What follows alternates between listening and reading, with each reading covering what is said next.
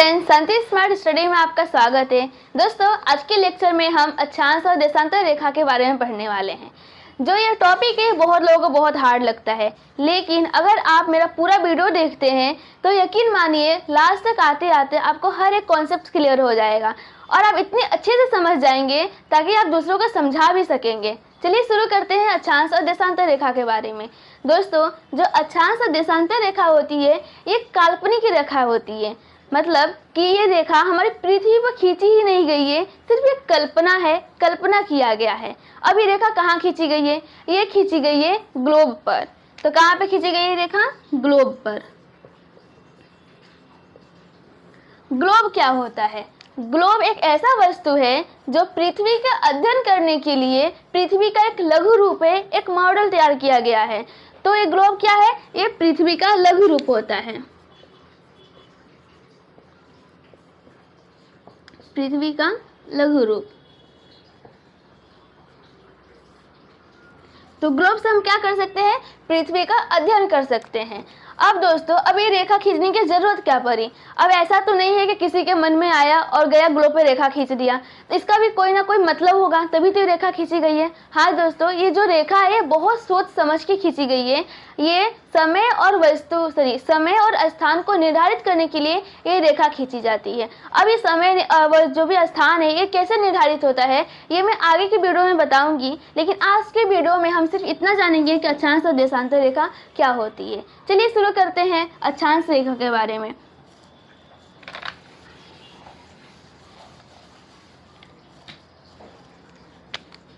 पहला हमारा टॉपिक है अक्षांश।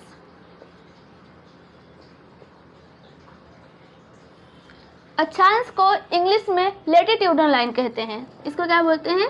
लैटिट्यूड।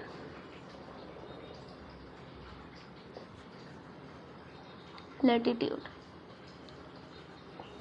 और इसको एक और नाम से जाना जाता है, उसका नाम है समानांतर रेखा। समानांतर रेखा। अब समानांतर रेखा इसको क्यों बोला जाता है ये मैं आपको बताऊंगी, लेकिन अब पहले हम लोग इसके बारे में स्टडी कर लेंगे तब मैं बताऊंगी। तो दोस्तों, जो अक्षांश रेखा है अब ये क्या है, जिसको हम लोग एक चित्र के माध्यम से समझते हैं। अब मान लीजिए हमारा ग्लोब है। अब जो ग्लोब है तब इस पर क्या गई, बीच में एक लाइन खींच दी गई। ऐसा ये क्या है? अक्षांश रेखा है। इसको बोलते हैं 0 डिग्री लाइन। 0 degree line. अब जो 0 डिग्री लाइन है ये भी क्या है? एक अक्षांश रेखा होती है। अब दोस्तों, 0 डिग्री लाइन का भी बहुत नाम है। तो इसको भूमध्य रेखा के नाम से भी जानते हैं, इक्वेटर के नाम से भी जानते हैं, विषुवत रेखा के नाम से भी जानते हैं।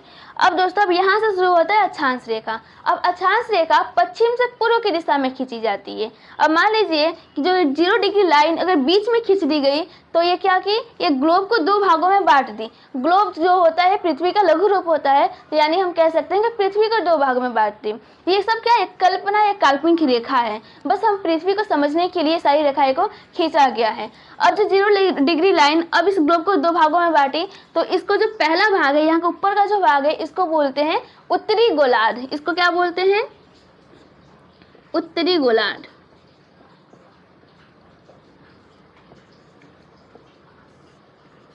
जो नीचे वाला भाग है इसको बोलते हैं दक्षिणी गोलार्ध।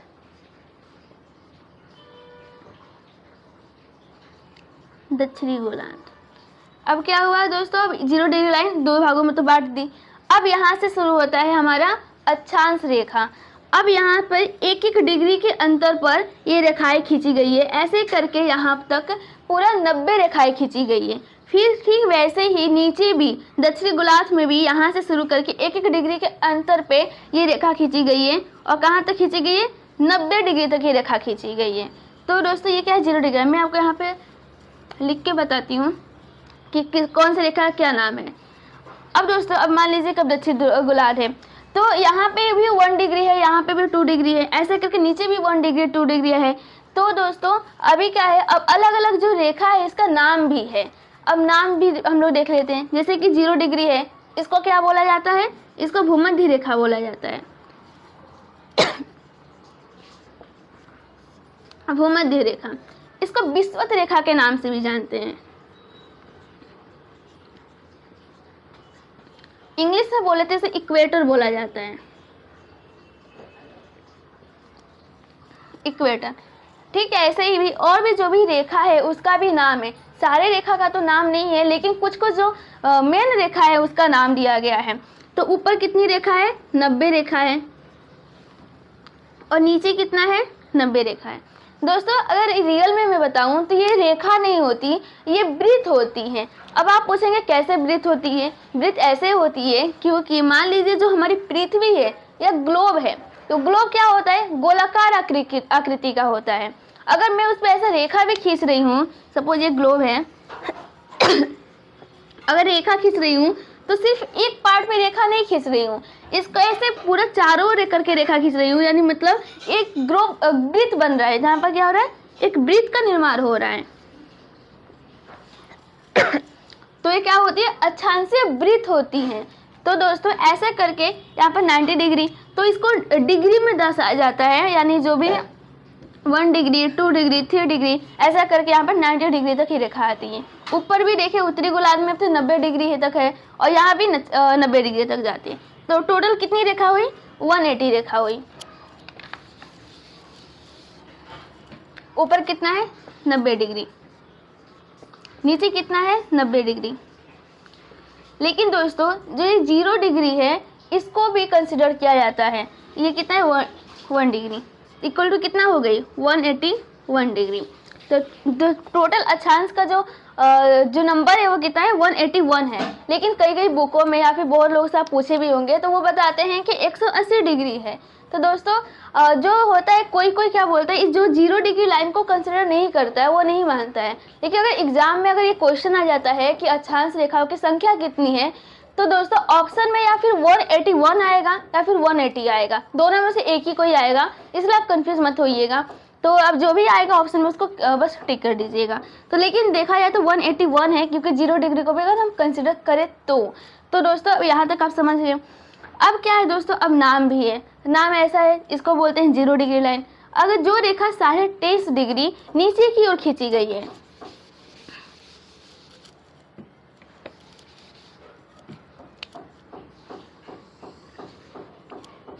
मान लीजिए कि ये रेखा है और ये 23.5 डिग्री पर खींची गई है, तो इसको बोलते हैं मकर रेखा। मकर रेखा। लेकिन जब उत्तरी गोलार्ध में ऊपर की ओर जब 23.5 डिग्री पर जो रेखा खींची जाती है तो उसको बोलते हैं, उसको क्या बोलते हैं? उसको बोलते हैं कर्क रेखा। इसको बोलते हैं कर्क रेखा। ये कितना डिग्री की होती है? भी 23.5 डिग्री की। और ये क्या है दोस्तों? अभी देखो ये जो नीचे है, नीचे का पारा है दक्षिणी गोलार्ध में, तो दक्षिणी गोलार्ध में जो 23.5 डिग्री पर जो रेखा खींची जाती है उसको मकर रेखा बोलते हैं। जबकि ऊपर के गोलार्ध में, उत्तरी गोलार्ध में जो रेखा 23.5 डिग्री के पर खींची जाती है उसको बोलते हैं कर्क रेखा। ठीक वैसे ही नीचे जो आके यहाँ पे 23.5 डिग्री पर 66 डिग्री पर जो रेखा खींची जाती है उसको बोलते हैं अंटार्कटिक रेखा। अंटार्कटिक। और जो ऊपर खींची जाती है यहाँ पे उत्तरी गोलार्ध में जो 23.5 डिग्री पे, उसको बोलते हैं आर्कटिक रेखा। इसको क्या बोलते हैं? आर्कटिक। इसको बोलते हैं आर्कटिक रेखा।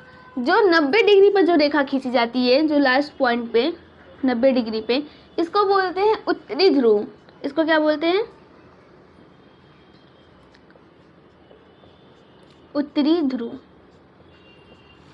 जो नीचे 90 डिग्री पर खींची जाती है दक्षिणी गोलार्ध में, इसको बोलते हैं दक्षिणी ध्रुव। अब आप कंफ्यूज मत होइएगा, फिर से मैं आपको रिवाइज करा देती हूँ। एक ग्लोब है, उसके बीच में जो रेखा खींची जाती है उसको बोलते हैं 0 डिग्री लाइन। इसको बोलते हैं भूमध्य रेखा, विषुवत रेखा और इक्वेटर के नाम से जानते हैं। जो ऊपर 23.5 डिग्री में जो रेखा खींची जाती है उत्तरी गोलार्ध में, उसको बोलते हैं कर्क रेखा। जबकि निचली गोलार्ध में यानी दक्षिणी गोलार्ध में जो 23.5 डिग्री के जो रेखा खींची जाती है उसको बोलते हैं मकर रेखा। जबकि 66 डिग्री अगर ऊपर की ओर खींची जाती है तो उसको बोलते हैं आर्कटिक रेखा, जबकि नीचे की ओर खींची जाती है यानी दक्षिणी गोलार्ध में खींची जाती है तो उसको बोलते हैं अंटार्कटिक रेखा। यहाँ तक आपको क्लियर हो गया। और जो ये रेखा है वो 1 डिग्री के अंतर पर खींची जाती है, लेकिन जो ये रेखा की जो लंबाई है, सॉरी जो बीच का जो अंतर है, जो ये दूरी है, वो सब जगह सेम रहता है, यानी समान अंतर पे रहता है, एक अंतर पे रहता है। इसलिए इसको समानांतर रेखा, अक्षांश रेखा को समानांतर रेखा के नाम से भी जानते हैं। अब ये दूरी कितना रहती है, मान लीजिए कोई पर्सन है, यहाँ पे कोई ए पर्सन है, कोई यहाँ पे बी पर्सन है, 2 पर्सन है, एक का नाम है ए, दूसरे का नाम बी है। अब ये दोनों लोग कितने दूरी के अंतर पे है, यानी कि इनके बीच में की दूरी कितनी है, तो वो दूरी है 111 किलोमीटर। कितना दूरी है, 111 किलोमीटर। अब जो ये अक्षांश रेखा है अब किस दिशा में खींची जाती है, ये खींची जाती है पश्चिम से पूर्व की दिशा में, यानी यहाँ से शुरू होकर यहाँ तक खींची जाती है। तो ये कौन सी दिशा में खींची जाती है, पश्चिम से पूर्व की ओर। और इसको 0 डिग्री लाइन का भूमध्य रेखा बोलते हैं। जो भूमध्य रेखा होती है ये सबसे बड़ी अक्षांशीय रेखा होती है, और जो 90 डिग्री पर जो उत्तरी ध्रुव जो रेखा खींची गई है वो सबसे छोटी रेखा होती है, अक्षांशीय रेखा होती है। और नीचे का भी जो दक्षिण ध्रुव ये भी सबसे छोटी अक्षांशीय रेखा होती है। ये था अक्षांश रेखा के बारे में। अब हम पढ़ते हैं देशांतर रेखा के बारे में।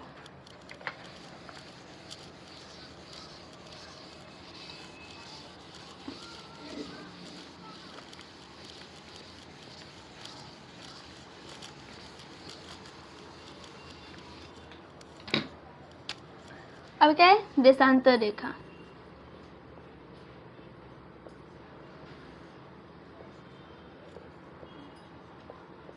इसको इंग्लिश में बोलते हैं longitude line, longitude line, longitude रेखा बोलते हैं। अब दोस्तों ये जो रेखा देशांतर रेखा है, ये रेखा भी काल्पनिक रेखा होती है, और अक्षांश रेखा भी क्या होती है, काल्पनिक रेखा होती है। तो ये क्या है, काल्पनिक रेखा है।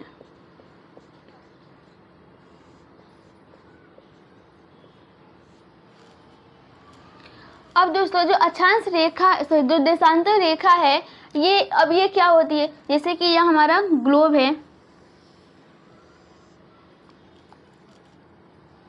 ये क्या है, ग्लोब है। तो ग्लोब अभी अगर बीच में से खींचेंगे तो क्या बन जाएगा, वो अक्षांश रेखा बन जाएगा। लेकिन ये देशांतर रेखा किसको बोलते हैं, जब यहाँ पे उत्तरी ध्रुव है, यहाँ पे उत्तरी ध्रुव है, यहाँ पे कौन सा है, दक्षिणी ध्रुव है। अगर कोई रेखा उत्तरी ध्रुव को से लेकर दक्षिणी ध्रुव को मिलाती है तो उसको बोलते हैं देशांतर रेखा। तो देशांतर रेखा का सिंपल मतलब इतना होता है कि जो रेखा उत्तरी ध्रुव को दक्षिणी ध्रुव से मिलाती है उसको क्या बोलते हैं, देशांतर रेखा बोलते हैं। ऐसा करके ये ऐसे रेखा होती है, ये भी एक एक करके 1-1 डिग्री पर खींची जाती है। और ये इसकी जो भी नंबर कितना होता है, यह 360। ये रेखा कितनी होती है, 360। इसको भी डिग्री में दर्शाया जाता है, क्योंकि ये सारी रेखा नहीं बल्कि एक एंगल है। और दोस्तों अब जैसा कि उसमें था 0 डिग्री लाइन को बोलते हैं भूमध्य रेखा, ठीक है। वैसे ही अगर मान लीजिए कि यहाँ पे 0 डिग्री है, यहाँ पे रेखा है, इसका नाम है 0 डिग्री, ठीक है, 0 degree line, 0 degree line.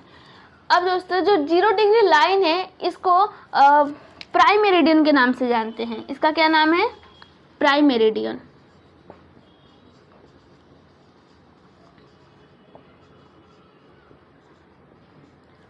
Prime meridian. अब दोस्तों जो प्राइम मेरिडियन है जो 0 डिग्री पे है, इसको जो ये रेखा है इसको ये ना ग्रीनविच शहर से निकलता है। लंदन का एक शहर है ग्रीनविच, ये यहाँ से निकलता है, इसलिए इस रेखा को, प्राइम मेरिडियन को, 0 डिग्री लाइन को ग्रीनविच रेखा के नाम से भी जानते हैं। ग्रीनविच रेखा।